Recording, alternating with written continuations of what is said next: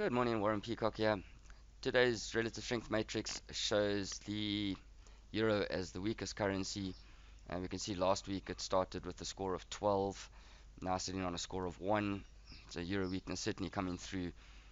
The daily chart hasn't changed, it's still on 1, but the hourly and 4-hourly charts have fallen further.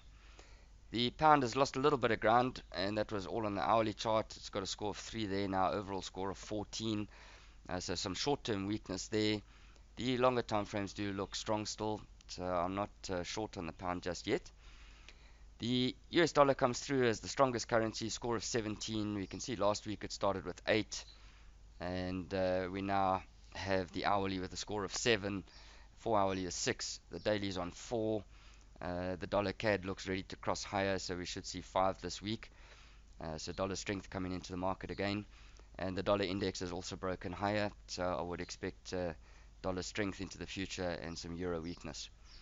Overall, we've got the euro US dollar chart as the weakest. The Swiss franc and the pound are strongest currencies on the daily, and we've got the yen weakest there. The 4-hourly chart sees the pound and the US dollar starting to come through. So pound is stronger there, and the US dollar certainly picking up steam, and the euro losing ground. Same on the hourly chart, we have the US dollar strongest, quite clearly ahead of everything else, and we have the euro weakest. If we go and have a look at the charts, here's the euro dollar. I've taken a short this morning, and we can see it's broken that level of support, was resistance, becomes support. So the idea would be that this is going to drop further. It broke above the 89, failed to hold above it, so certainly the chart does appear weak. The 4-hourly chart doesn't really give us anything clearer, except that we had an internal support level there and another one there. It's broken below. It's broken through the major support level here, so that weakness seems to be confirmed. The Swiss franc yen, I'm not too keen on this one.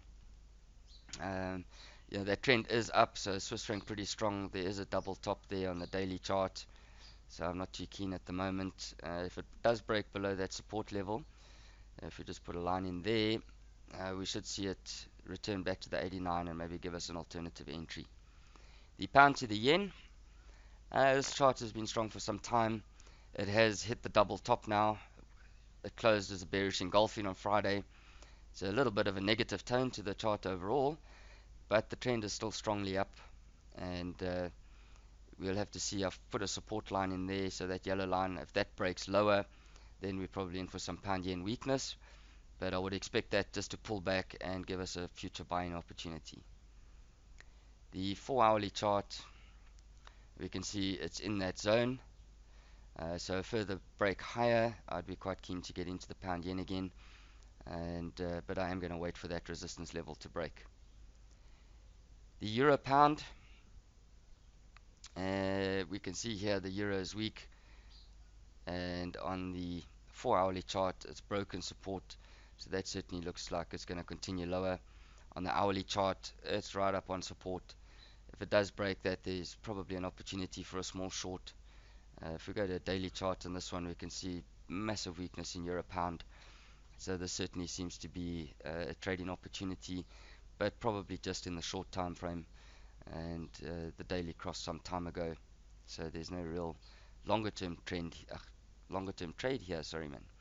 The idea would be that if it does break below support, further support, the daily chart might give us a late entry. So the idea is hourly chart that looks ready. If it does break below support, there's probably a short term opportunity. Thank you very much. We'll chat again tomorrow.